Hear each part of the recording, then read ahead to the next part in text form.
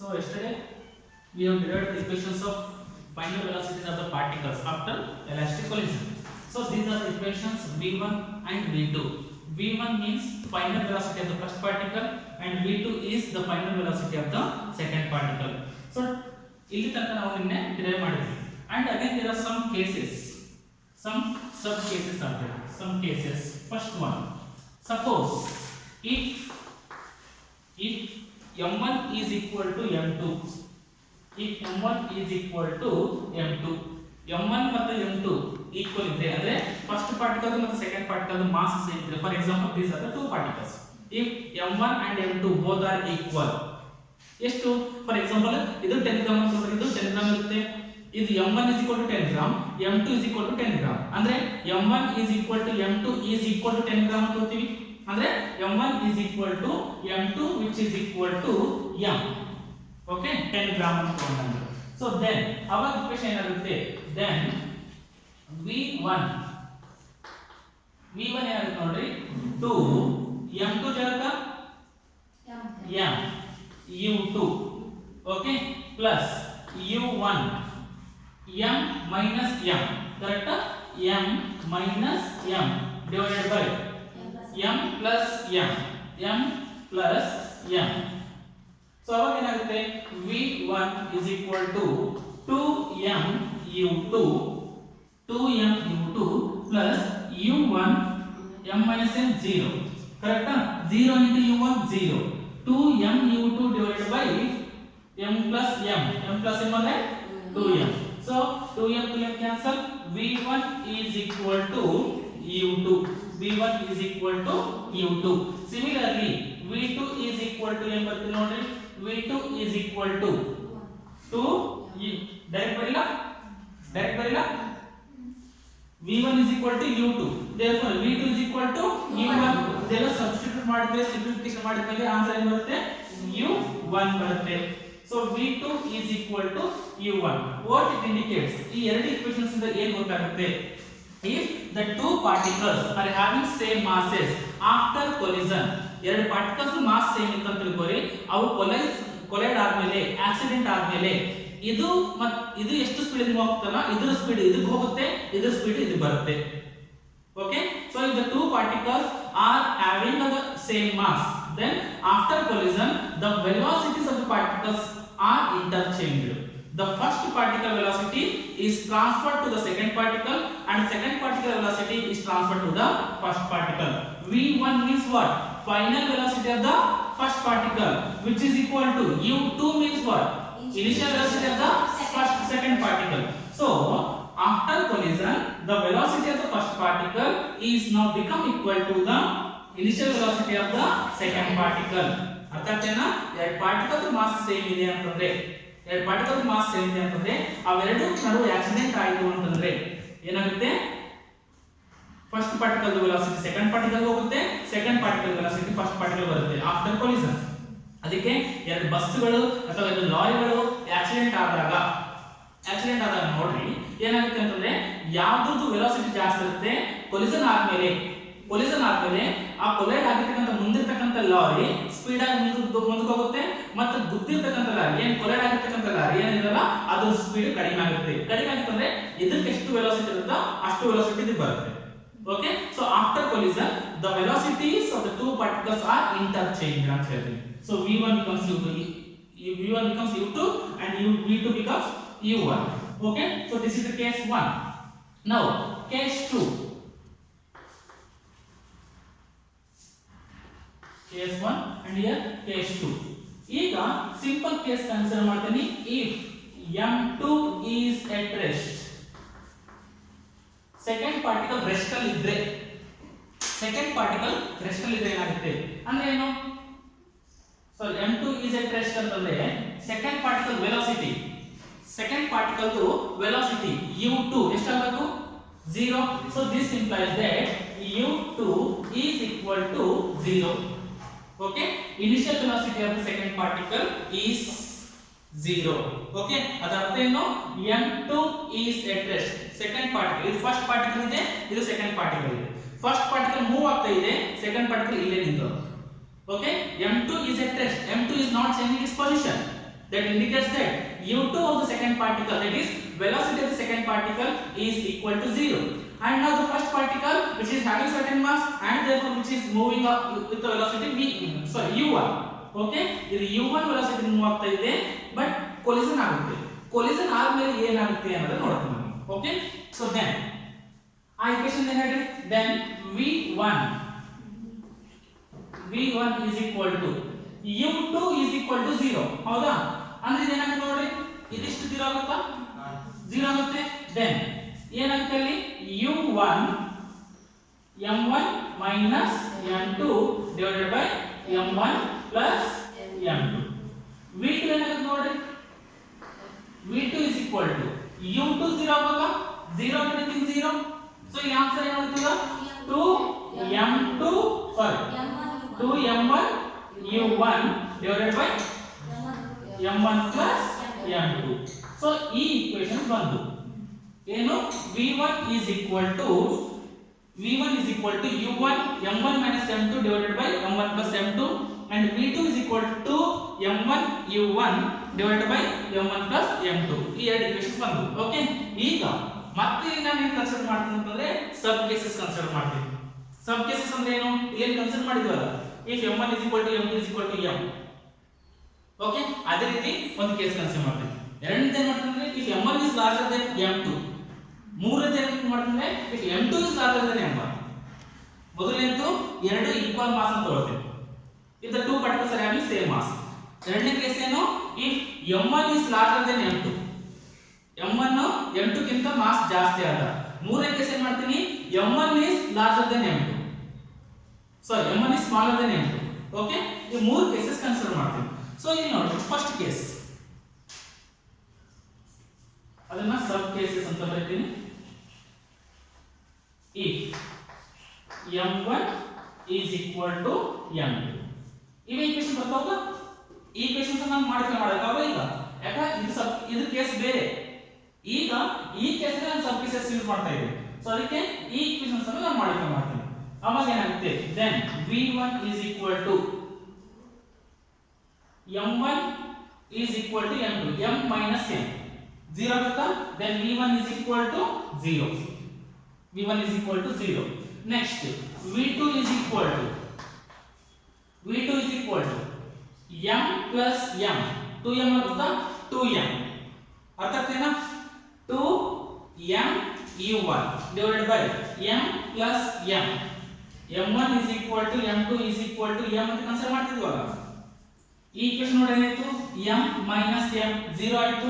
So 0 into anything 0, 0 by anything 0. So v1 is equal to 0 ಬಂತು. ಈಗ ಈ equation v2 ನೋಡಿ ಏನಾಗುತ್ತೆ, 2 m1 ಬೇಸಿಗೆ m 2m u1 divided by m plus m 2m 2m u1 divided by 2m 2m cancel ಆಗುತ್ತೆ. So v2 is equal to u1. v2 is equal to u1. ಇದು ಬಂತು answer. Okay, v1 is equal to 0 and v2 is equal to u1. Okay, next ಅದಾದ್ಮೇಲೆ ಎಲ್ಲದಕ್ಕೂ ಒಂದು example ಕೊಡ್ತಾ ಹೋಗ್ತೀನಿ ನಾನು. Okay, next sub cases 1 here 2. if m1 is very much greater than m2, if m1 is very much greater than m2 ಅಂದ್ರೆ mass of the first particle is larger than the mass of the second particle. ಅಂದ್ರೆ for example ಒಂದನೇ particle lorry ಅಂತ ತಗೊಂಡ್ರೆ ಎರಡನೇ particle bicycle ಅಂತ cycle ಅಂತ ತಗೊಳ್ಳಿ. ಅರ್ಥ ಆಯ್ತಾ, ಒಂದನೇ ಪಾರ್ಟಿಕಲ್ ಲಾರಿ, ಎರಡನೇ ಪಾರ್ಟಿಕಲ್ ಸೈಕಲ್. ಈಗ ಮಾಸ್ ಯಾವುದು ಜಾಸ್ತಿ ಆಯ್ತು, ಲಾರಿ ಜಾಸ್ತಿ ಆಯ್ತು. So m1 is bigger than m2, larger than m2. So ಅವಾಗ ಏನಾಗುತ್ತೆ, ಈಕ್ವೇಷನ್ ಏನಾಗುತ್ತೆ ನೋಡಿ, then v1 is equal to, ಇಲ್ಲಿ ಏನಾಗುತ್ತೆ ಹೇಳ್ತೀನಿ, m1 is larger than m2, then m2 can be neglected. Neglect ಅಂದ್ರೆ 0. ಲಾರಿ ಮಾಸ್ ಜೊತೆ ಕಂಪೇರ್ ಮಾಡಿದಾಗ ಸೈಕಲ್ ಮಾಸ್ ನಮಗೆ ನೆಗ್ಲೆಕ್ಟ್ ಅನಿಸ್ತದೆ. ನೆಗ್ಲೆಕ್ಟ್ ಅಂದ್ರೆ 0 ಅಂತ ಅನಿಸ್ತದೆ, ಕರೆಕ್ಟಾ? ಸೈಕಲ್ ಮಾಸ್ ಅನ್ನ ಇನ್ನೊಂದು ಸೈಕಲ್ ಜೊತೆ ನೋಡಿದಾಗ ನೆಗ್ಲೆಕ್ಟ್ ಮಾಡಂಗಿಲ್ಲ. ಸೈಕಲ್ ಮಾಸ್ ಅನ್ನ ಏರೋಪ್ಲೇನ್ ಜೊತೆ, ಸೈಕಲ್ ಮಾಸ್ ಅನ್ನ ಲಾರಿ ಜೊತೆ, ಸೈಕಲ್ ಮಾಸ್ ಅನ್ನ ಬಸ್ ಜೊತೆ ಕಂಪೇರ್ ಮಾಡಿದಾಗ ಸೈಕಲ್ ಮಾಸ್ ನಮಗೆ ಏನು ಅನ್ಸಲ್ಲ, ಒಂದು 40 kg 50 kg. ಲಾರಿದು ಟನ್ ಗಟ್ಟಲೆ ಇರ್ತದ, ಹೌದಾ? ಸೊ ಅದಕ್ಕೆ ಈಗ ಏನ್ ಮಾಡ್ತೀನಿ, n2 can be neglected ಅಂತ ಹೋಗ್ತೀನಿ, ಅಂದ್ರೆ m2 is equal to 0 ಅಂತ ಹೋಗ್ತೀನಿ. ಅವಾಗ ಈಕ್ವೇಷನ್ ಏನಾಗುತ್ತೆ, then v1 is equal to u1 as it is u1 as it is into m1. Okay, m1 ಬರೀತೀನಿ, m1 minus m2 ಅಂದ್ರೆ 0, ಕರೆಕ್ಟಾ? 0 ಬರೆಯಂಗಿಲ್ಲ, divided by m1 plus m2 ಯಾಕ 0, m1 plus 0 that is m1. so m1 cancel ಆಗುತ್ತೆ, v1 is equal to u1. Okay, ಇದು ಒಂದು equation ಬಂತು. v2 ಏನಾಗುತ್ತೆ? v2 2 m1 u1 divided by m1 plus 0. so m1 cancel ಆಗುತ್ತೆ, v2 is equal to 2u1. Okay, ಇವೆರಡು equations ಬಂತು. Next sub case 3, if m2 is very much larger than m1, ಅವಾಗ ಏನು ಮಾಡ್ತೀವಿ? m1 ನ neglect ಮಾಡ್ತೀವಿ, ಹೌದಾ? ಒಂದನೇ ಪಾರ್ಟಿಕಲ್ ಸೈಕಲ್ ಆದ, ಎರಡನೇ ಪಾರ್ಟಿಕಲ್ ಲಾರಿ ಆದ. ಓಕೆ, ಒಂದನೇ ಪಾರ್ಟಿಕಲ್ ಸೈಕಲ್ ಆದ, ಎರಡನೇ ಪಾರ್ಟಿಕಲ್ ಲಾರಿ ಆದ. ಏನ್ ಮಾಡ್ತೀವಿ ಈಗ? ಸೈಕಲ್ ಮಾಸ್ ನೆಗ್ಲೆಕ್ಟ್ ಮಾಡ್ತೀವಿ, m1 ನೆಗ್ಲೆಕ್ಟ್ ಮಾಡ್ತೀವಿ, m2 ಮಾಸ್ ಇರುತ್ತದೆ.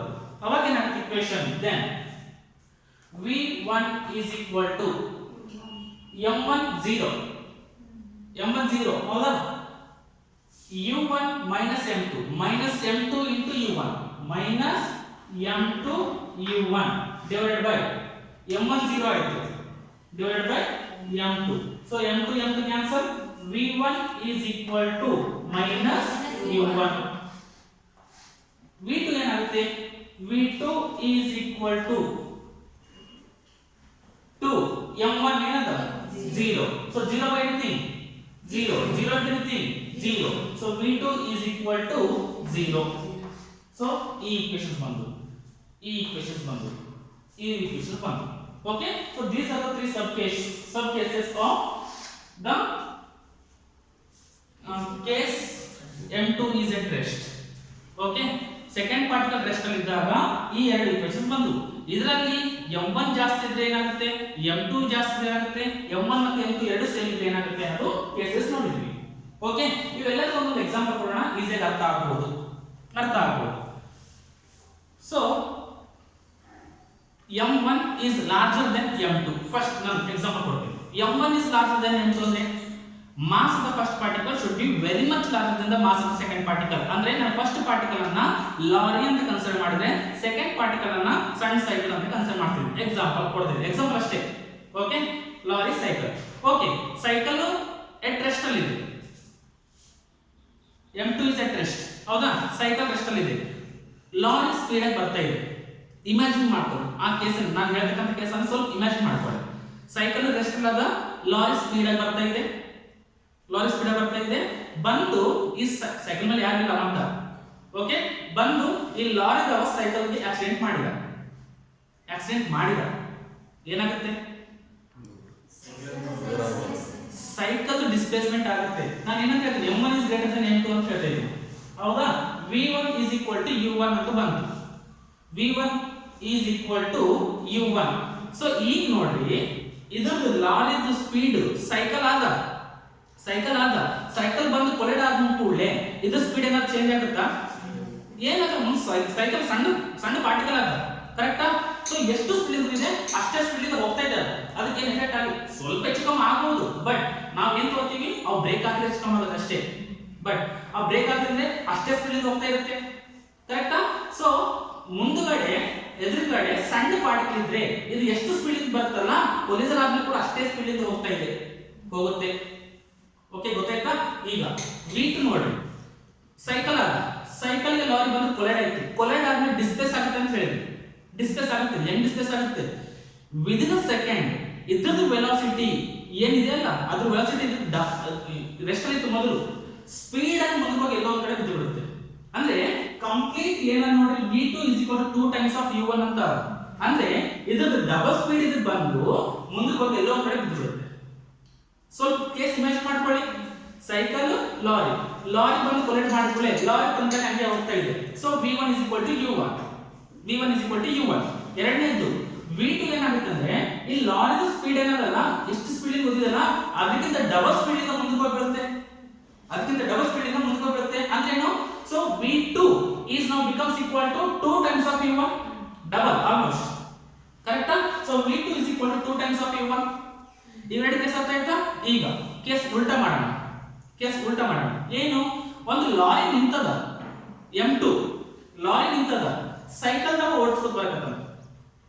ಓಕೆ, ಕಾಮನ್ ಸ್ವಲ್ಪ ಇಮೇಜಿನ್ ಮಾಡ್ಕೊಳ್ಳಿ. ಲಾರಿನೋ ಹೆವಿ ವೆಹಿಕಲ್ ನಿಂತಿದೆ, ಟ್ರಕ್ ನಿಂತಿದೆ, ಬೈಕ್ ದವನೋ ಅಥವಾ ಸೈಕಲ್ ದವನೋ ಹೋಗ್ತಾ ಇದ್ದಾನೆ. ಓಕೆ, ಹೆವಿ ವೆಹಿಕಲ್ ನಿಂತಿದೆ. ಸೈಕಲ್ ದಾಗ ಹೋಗಿ ಎಷ್ಟು ಸ್ಪೀಡ್ ಕೊಲೈಡ್ ಮಾಡ್ಕೊಳ್ಳಿ, ಲಾರಿ ನಿಂತ್ಕೋಗುತ್ತೇನೋ? ಲಾರಿ ನಿಂತ್ಕೋಗುತ್ತಾ? ಹೋಗಿಲ್ಲ. ಮತ್ತೇನಾಗುತ್ತೆ, ಎಷ್ಟು ಸ್ಪೀಡ್ ಕೊಲೈಡ್ ಮಾಡ್ತಾನಲ್ಲ ಅಷ್ಟೇ ಸ್ಪೀಡ್ ನಿಂತು ಬರ್ತಾನ ನಾವು. ಕರೆಕ್ಟ್ ಇಲ್ಲ? ಆ ಸೈಕಲ್ ದಾಗ ನಿಂತ್ಕೊಂಡ್ಬಿಡ್ತಾನ. ಅರ್ಥ ಆಗುತ್ತಾ? WWE ನೋಡಿರ್ತೀರ, ಬಿಗ್ ಶೋ, ಆಮೇಲೆ ರೈ ಮಿಸ್ಟೀರಿಯೋ, ಹೌದಾ? ಈಗ ಅವರಿಗೆ ಗೊತ್ತಿಲ್ಲ, ಅವರೇನು ಇಲ್ಲ, ಬಟ್ ನೋಡಿದವರಿಗೆ ರೈ ಮಿಸ್ಟೀರಿಯೋ ಅಂದ್ರೆ ಕಿಟಾನ, ಬಿಗ್ ಶೋ ಅಂದ್ರೆ ಇಷ್ಟಾನ, ಇದು ಡೋರ್ ಇಳಿಸಕ್ಕಿಲ್ಲ. ಹೋಗಿ ಕೊಲೈಡ್ ಮಾಡ್ಕೊಳ್ಳಿ, ಅವನಿಂದ ಬಿಡ್ತಿದ್ನ. So v1 is equal to -u1 ಯಾಕ?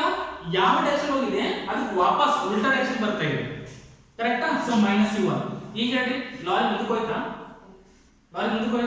ಸೊ ಅದಕ್ಕೆ ಅದರ ವೆಲಾಸಿಟಿ ಇರಂಗಿಲ್ಲ, 0. ಅರ್ಥ ಆಗುತ್ತಾ? So v1 is equal to -u1, v2 is equal to 0. ಈ ಎರಡು ಕೇಸಸ್ ಅರ್ಥ ಆಯ್ತಾ? ಇಲ್ಲಿ ನೋಡಿ, v1 is ಯಾವುದು? m1 is equal to m2. ಎರಡು ಲಾರಿಗಳು ಅಥವಾ ಎರಡು ಸೈಕಲ್ಗಳು, ಎರಡು ಲಾರಿ ಅಥವಾ ಎರಡು ಸೈಕಲ್, ಅವಾಗ ಏನಾಗುತ್ತೆ? ಓಕೆ, ಈಗ ಸಪೋಸ್ ಎರಡು ಲಾರಿ ಅದಾವ. ಫಸ್ಟ್ ಲಾರಿ ದೊಡ್ಡದಾಯ್ತು, ಸೈಕಲ್ ತಗೋಣ. ಎರಡು ಸೈಕಲ್ ಅದಾವ. First cycle means second cycle rest ಅಲ್ಲ, ಫಸ್ಟ್ ಸೈಕಲ್ ಬರ್ತಾ ಇದೆ. ಫಸ್ಟ್ ಸೈಕಲ್ ರೆಸ್ಟ್ ಅಲ್ಲ, ಫಸ್ಟ್ ಸೈಕಲ್ ಮೂವ್ ಆಗ್ತಾ ಇದೆ, ಸೆಕೆಂಡ್ ಸೈಕಲ್ ರೆಸ್ಟ್ ಅಲ್ಲ. Means m2 is at rest, second cycle is at rest and first cycle is moving. Okay, collision ಆಗುತ್ತೆ. collision ಆದ ಕೂಡಲೇ ಏನಾಗುತ್ತೆ? ಫಸ್ಟ್ ಸೈಕಲ್ ಸ್ಟಾಪ್ ಆಗುತ್ತೆ, ಅಲ್ಲೇ ಸೆಕೆಂಡ್ ಸೈಕಲ್ ಮೂವ್ ಆಗುತ್ತೆ. ಸಿಂಪಲ್ ಎಕ್ಸಾಂಪಲ್ ಕೊಡಬೇಕಂದ್ರೆ, ಸಮ್ ಟೈಮ್ಸ್ ಕ್ಯಾರಮ್ ಬೋರ್ಡ್ ಆಡಿರ್ತೀರ ನೀವು, ಸ್ಟ್ರೈಕರ್, ಹೌದಾ? ಸ್ಟ್ರೈಕರ್ ಮೇಲೆ ಹೊಡಿತೀರಾ ಕಾಯಿನ್ಗೆ. ಈ ರೀತಿ ಹೊಡೆದ ಕೂಡಲೇ ಇಲ್ಲಿರ್ತಕ್ಕಂಥ ಕಾಯಿನ್ ಏನಿತ್ತಲ್ಲ ರೆಸ್ಟ್ ಅಲ್ಲಿ ಇತ್ತು, ನಾನು ಸ್ಟ್ರೈಕರ್ ಮೂವ್ ಮಾಡಿದೆ, ವೆಲಾಸಿಟಿ ಬಂತ, ಅದಕ್ಕೆ ಮೂವ್ ಮಾಡಿದ ಕೂಡಲೇ ಈ ಕಾಯಿನ್ ಟಚ್ ಆದ ಕೂಡಲೇ ಸಮ್ ಟೈಮ್ಸ್ ಯಾವಾಗಲೂ ಅಂತಲ್ಲ, ಸಮ್ ಟೈಮ್ಸ್ ಟಚ್ ಆದ ಕೂಡಲೇ ಕಾಯಿನ್ ನಿಂತ್ಕೋಗುತ್ತೆ, ಸ್ಟ್ರೈಕರ್ ಮತ್ತೆ ಇಲ್ಲಿ ನಿಂತಿರುತ್ತೆ. ಕರೆಕ್ಟಾ? ಕಾಯಿನ್ ನಿಂತ್ಕೋಗುತ್ತೆ, ಬ್ಲ್ಯಾಕ್ ರೆಡ್ ವೈಟ್ ಯಾವ್ದಾದ್ರು, ಬಟ್ ಸ್ಟ್ರೈಕರ್ ಮಾತ್ರ ಅಲ್ಲೇ ನಿಂತ್ಬಿಡುತ್ತೆ. ಅಂದ್ರೆ ಏನು? ಇದ್ರ ವೆಲಾಸಿಟಿ, ಸ್ಟ್ರೈಕರ್ ವೆಲಾಸಿಟಿ ಆ ಕಾಯಿನ್ ಬಂತು, ಮೂವ್ ಆಯ್ತು, ಸ್ಟ್ರೈಕರ್ ವೆಲಾಸಿಟಿ 0 ಆಯ್ತು, ಅದಲ್ಲ ಸ್ಟಾಪ್ ಆಗುತ್ತೆ. ಕರೆಕ್ಟಾ? So v1 first part striker velocity 0 ಆಯ್ತು, ಇದ್ರ ವೆಲಾಸಿಟಿ ಕಂಪ್ಲೀಟ್ ಆಗಿ ಕಾಯಿನ್ ಬಂತು. ಅಂದ್ರೆ ಏನರ್ಥ? v2 is equal to u1. ಕರೆಕ್ಟಾ? v2 is equal to u1. So these are the cases. ಅರ್ಥ ಆಗುತ್ತಾ? ಇವೆಲ್ಲ ಡೈಲಿ ಲೈಫ್ ಅಲ್ಲಿ ಅದೇ, ಈ ಎಲ್ಲ ಎದಕ್ಕೆ ಹೋಗ್ಬೇಕ್ರಿ ಈಗ ಗೊತ್ತಾಗ್ತೇನ? ಇವೆಲ್ಲ these are all depends upon the physics. Accidents ಆಗಿರಬಹುದು, ಕೊಲಿಷನ್ಸ್ ಆಗಿರಬಹುದು. ಓಕೆ, ಯಾವಾಗ ಅಂದ್ರೆ ನಮ್ಮ ಎದುರುಗಡೆ ಇರತಕ್ಕಂತ ಪಾರ್ಟಿಕಲ್ ದೊಡ್ಡದಿದ್ರೆ ಆಕ್ಸಿಡೆಂಟ್ ಆದಾಗ ಏನಾಗುತ್ತೆ? ಅಥವಾ ನಾನೇ ಹೋಗಿ ಇನ್ನೊಂದಕ್ಕ ಸಣ್ಣ ಪಾರ್ಟಿಕಲ್ ಕೊಲೈಡ್ ಆದಾಗ ಆಕ್ಸಿಡೆಂಟ್ ಆದಾಗ ಏನಾಗುತ್ತೆ? ಸೊ ಇವೆಲ್ಲ ತಿಳ್ಕೊಳ್ಳಕ ಕೊಲಿಷನ್ ಅಂತ ಒಂದು ಕಾನ್ಸೆಪ್ಟ್ ಅನ್ನು ಇಟ್ಟಿದ್ದಾರೆ. Okay, so these are the 3 sub cases of the case 2. Okay, ಈಗ ಈ ಈಕ್ವೇಷನ್ ಕಂಪ್ಲೀಟ್ ಆಯ್ತು, ಅಂದ್ರೆ ಈ ಡೆರಿವೇಷನ್ ಕಂಪ್ಲೀಟ್ ಆಯ್ತು. ಓಕೆ, ನಿನ್ನೆ ಹೇಳಿದ್ದೆ ನಾನು ಏನಂತ, ಇದರದ್ದು ಪಾರ್ಟ್ ಇನ್ನ ಇದೆ, ಕಂಡೀಷನ್ ಪಾರ್ಟ್ ಇನ್ನ ಇದೆ ಅಂತ, ಹೌದಾ? ಸೊ ನಿನ್ನೆ ಈ ತರ ಡೆರಿವೇಷನ್ ಮಾಡಿದ್ದೆ, ಇವತ್ತ ಇದರದ್ದು ಕೇಸಸ್ ಹೇಳಿದ್ದೆ ನಾನು ಅಷ್ಟೇ. Okay, these are the cases of the elastic collision. Okay, so the next concept is inelastic collision. So what is elastic collision? If both energy and momentum are conserved, then it is said to be elastic collision after collision. So now after collision, if momentum is conserved but not energy, collision ಆದ್ಮೇಲೆ momentum conserve ಆಗಿ energy conserve ಆಗಲಿಲ್ಲ ಅಂತಂದ್ರೆ ಅದನ್ನ inelastic collision ಅಂತ ಕರೀತೀವಿ. So if the momentum is conserved and the energy is not conserved after the collision, then it is said to be inelastic collision. Example ಕೊಡಬೇಕಂದ್ರೆ ಹೇಳಿದೆ already, ಒಂದು ball ಅನ್ನ ಇಲ್ಲಿ ಥ್ರೋ ಮಾಡಿ ಹಿಟ್ ಮಾಡಿದೆ ಗ್ರೌಂಡ್ ಅಂತ ತಿಳ್ಕೊಳ್ಳಿ. ಈ ಬಾಲ್ ಇಲ್ಲಿಗೆ ರೀಚ್ ಆಗಿಲ್ಲ ಅಂತಂದ್ರೆ, ಇಲ್ಲಿ ಎಲ್ಲಿಗೂ ಒಂದ್ ಕಡೆ ರೀಚ್ ಆಯ್ತು ಅಂದ್ರೆ ಇನ್ಎಲಾಸ್ಟಿಕ್ ಕೊಲಿಷನ್. ಯಾಕ? ಇಲ್ಲಿಂದ ಇಲ್ಲಿ ಬರ್ತಕ್ಕಂಥ ಎನರ್ಜಿ ಲಾಸ್ ಆಯ್ತು.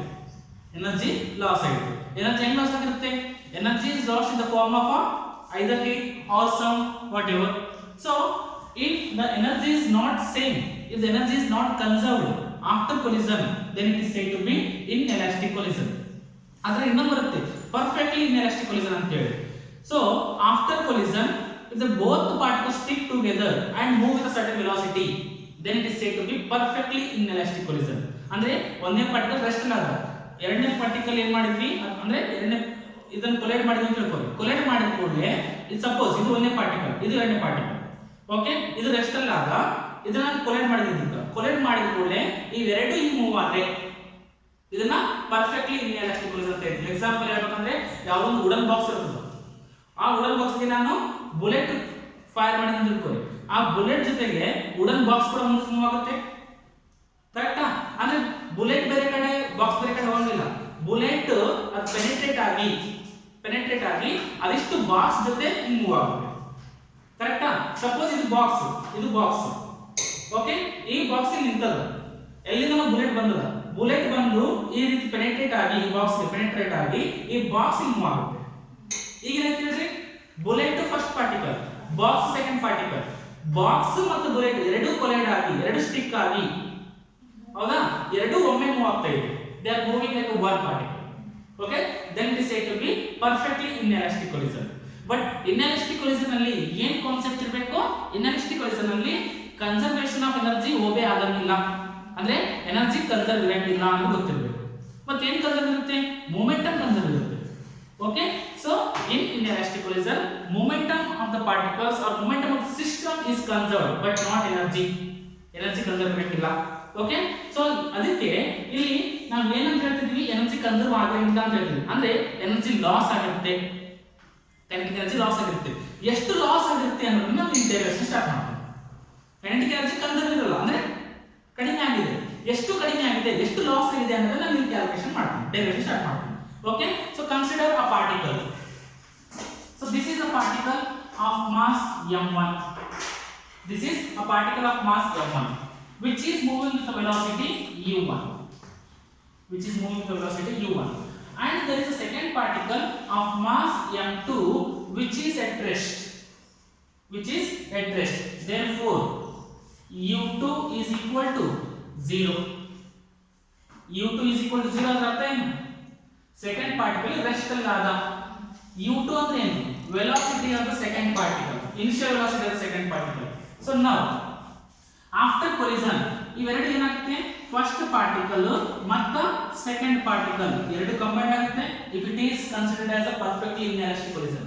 ಇದನ್ನ ಪರ್ಫೆಕ್ಟ್ ಇನ್ಎಲಾಸ್ಟಿಕ್ ಕೊಲಿಷನ್ ಕನ್ಸಿಡರ್ ಮಾಡ್ಕೊಂಡ್ರೆ ಪರ್ಫೆಕ್ಟ್ ಇನ್ಎಲಾಸ್ಟಿಕ್ ಕೊಲಿಷನ್ ಅವಾಗ ಏನಾಗುತ್ತೆ, ಎರಡು ಪಾರ್ಟಿಕಲ್ ಸ್ಟಿಕ್ ಆಗಬೇಕು, ಎರಡು ಪಾರ್ಟಿಕಲ್ ಹೇಳ್ತಾರೆ ಎಕ್ಸಾಂಪಲ್ ಬುಲೆಟ್ ಮತ್ತು ವುಡನ್ ಬಾಕ್ಸ್. ಸೊ ಈ ರೀತಿ m1 ಇದು ಆಗುತ್ತೆ, m2 ಇದಾಗುತ್ತೆ, ಇವೆರಡು ಕಂಬೈನ್ಡ್ ಆಗಿ, so bullet and wooden box they stick together and move with certain velocity. So ಈ ವೆಲಾಸಿಟಿಯನ್ನ ಏನಂತ ಕನ್ಸಿಡರ್ ಮಾಡ್ತೀನಿ, v ಅಂತ ಕನ್ಸಿಡರ್ ಮಾಡ್ತೀನಿ ಅಷ್ಟೇ. once again m1 is the particle which is moving with the velocity u1 and m2 is the particle which was at rest, okay. After collision m1 and m2 they stick together and move with certain velocity, that is v, okay. ಇದು elastic ಆಗಿರಬಹುದು, inelastic ಆಗಿರಬಹುದು, momentum conserve ಇರಲ್ಲ, elastic ಆಗಿರಬಹುದು, inelastic ಆಗಿರಬಹುದು, momentum conserve ಇರಂಗಿಲ್ಲ, momentum conserve ಇರುತ್ತೆ, energy conserve ಇರಂಗಿಲ್ಲ, okay. So momentum of the system before collision, momentum of system before collision,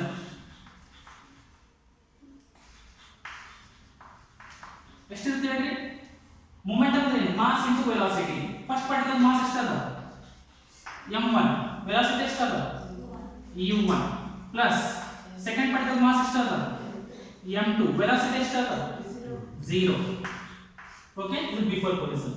next momentum of the system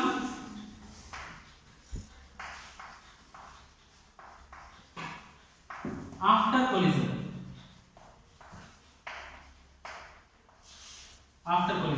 first ಈಗ ಹೇಳಿ ಮಾಸ್ ಎಷ್ಟದ ಆಫ್ಟರ್ ಕೊಲಿಷನ್ ಇದು, ಹೌದಾ? ಮಾಸ್ ಎಷ್ಟದ m1 m2,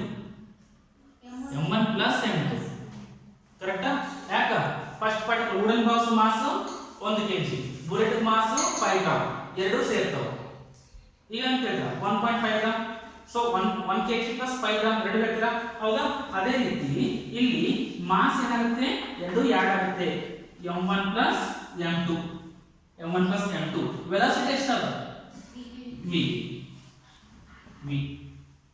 ಕರೆಕ್ಟಾ first particle mass m1 velocity u1 second particle mass m2 velocity 0 before collision after collision ಎರಡು mass ಒಂದೇ ಐತಿ ಈಗ ಎರಡು ಮಾಸ್ ಒಂದೇ ಅಂದ್ರೆ first particle plus second particle mass combined ಆಗಬೇಕು m1 plus m2 ಇವೆರಡು ಕಂಬೈನ್ಡ್ ಆಗಿ ವೆಲಾಸಿಟಿ ಇಂದ ಮೂವ್ ಆಗ್ತಾ ಇದೆ ಆ ವೆಲಾಸಿಟಿ ಏನದ v ಆಗಿದೆ so now according to conservation of momentum ಏನು ಕನ್ಸರ್ವೇಷನ್ ಮೊಮೆಂಟಮ್ ಏನು momentum before collision is equal to momentum after collision according to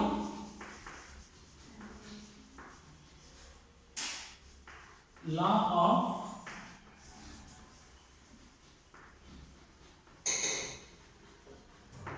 conservation of momentum according to law of conservation of momentum ಏನು momentum before is equal to momentum after collision momentum before collision ಏನಂತ m1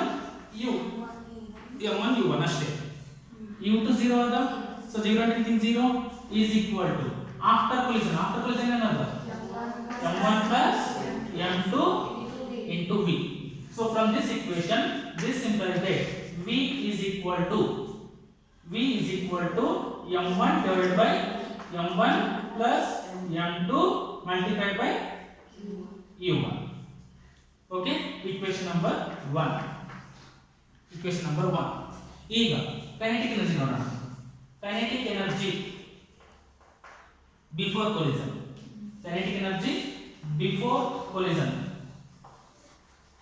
ಅದನ್ನ initial kinetic energy ಅಂತ consider ಮಾಡಬಹುದಾ so kinetic energy initial okay kinetic energy initial which is equal to kinetic energy formula ಏನು half m v square half m ಏನದ mass m1 velocity ಎಷ್ಟದ u1 square before collision ಇದು ನೋಡಬೇಕು okay half m1 u1 square plus half m2 u2 square ಕರೆಕ್ಟಾ plus half m2 u2 ಏನದ 0 square okay ಇಷ್ಟಾಯಿತು next kinetic energy after collision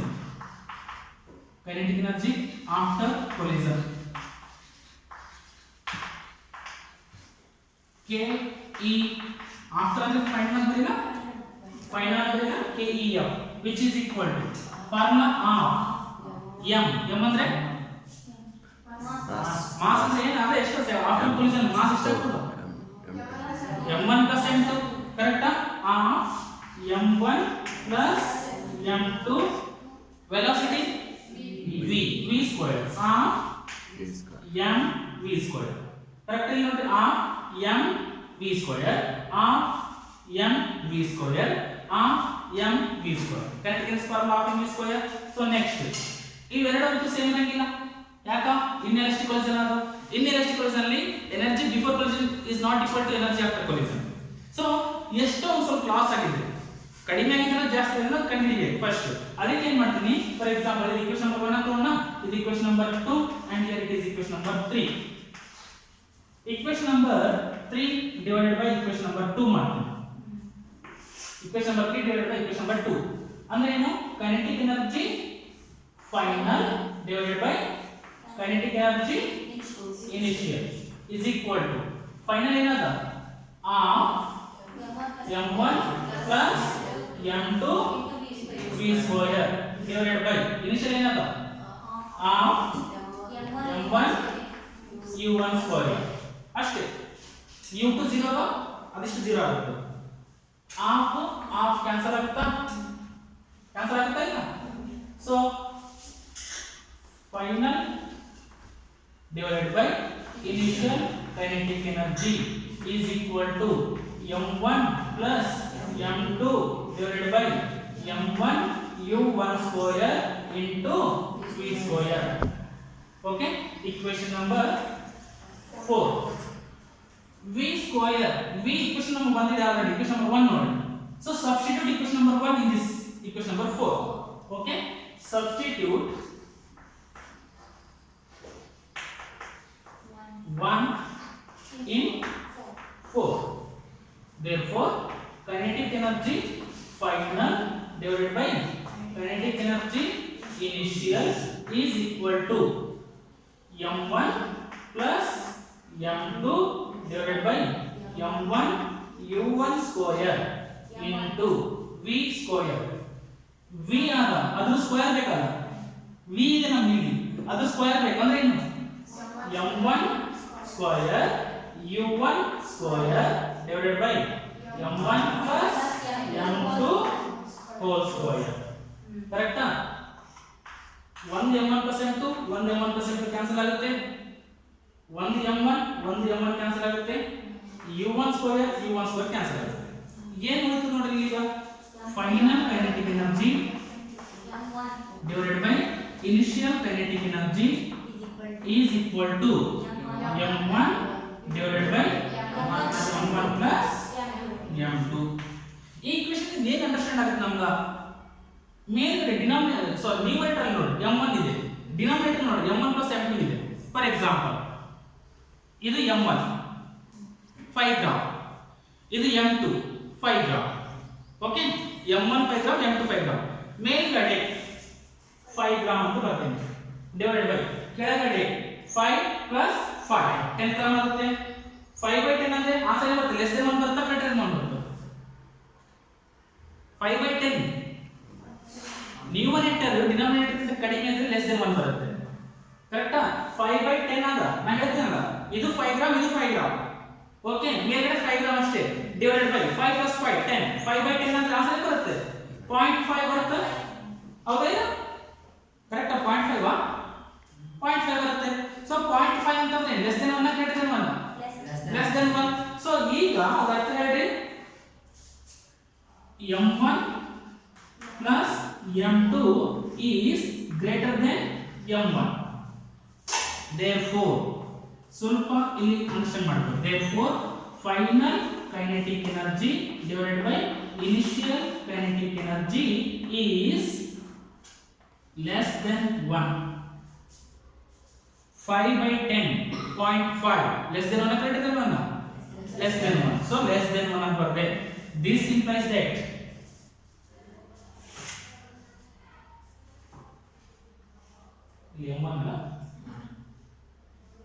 this implies that final kinetic energy is less than initial kinetic energy. Kinetic energy का transfer ಮಾಡಿ 1 into kinetic energy initial. So final kinetic energy is less than initial kinetic energy. So ಅದರ ಅರ್ಥ ಏನು, initial kinetic energy ಗಿಂತ final kinetic energy ಕಡಿಮೆ ಬಂದಿದೆ. initial kinetic energy ಗಿಂತ final kinetic energy ಕಡಿಮೆ ಬಂದಿದೆ. ಅದರ ಅರ್ಥ ಏನು, ಎನರ್ಜಿ ಸ್ವಲ್ಪ ಲಾಸ್ ಆಗಿದೆ. ಕರೆಕ್ಟಾ?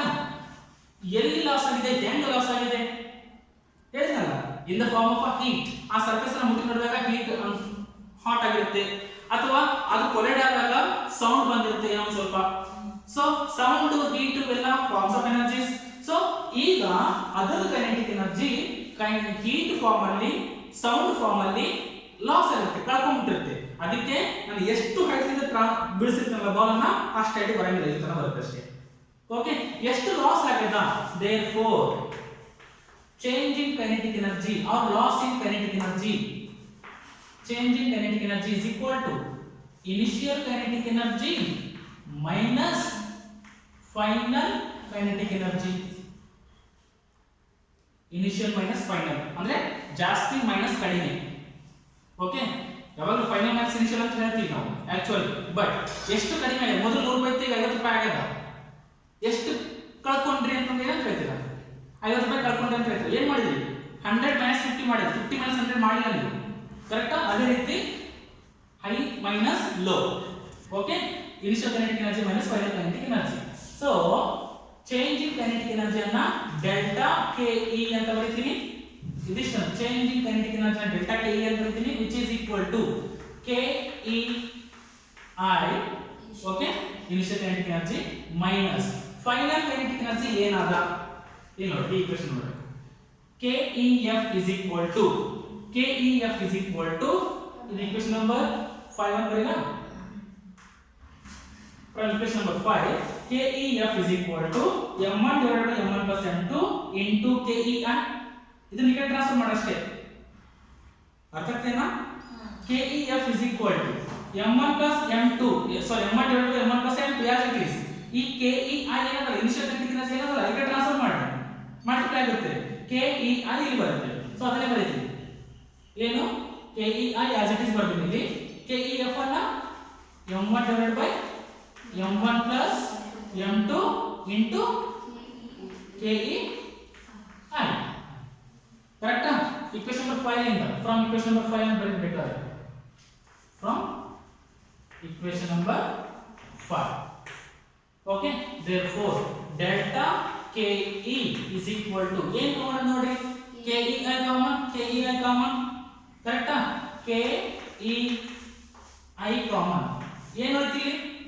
1 ಉಳಿತು ಮೈನಸ್ ಇಲ್ಲಿ ಏನು ಉಳಿತು m1 divided by m1 plus m2 so therefore delta KE is equal to 1 into m1 plus 1 into m2 m2 so minus m1 plus m2 minus m1 cancel ಆಗುತ್ತೆ ಏನು ಉಳಿತದೆ ಮೇಲ್ಗಡೆ m2 ಅಷ್ಟೇ ಉಳಿತದೆ divided by m1 plus m2 into KE initial so this is the change in kinetic energy formula after collision so derive the expression for change in kinetic energy in case of a perfectly inelastic collision ಅಂತ question ಕೇಳಿದೆ derive the expression for change in kinetic energy in case of a perfectly inelastic collision delta KE kana derivation ಮಾಡೋಣ okay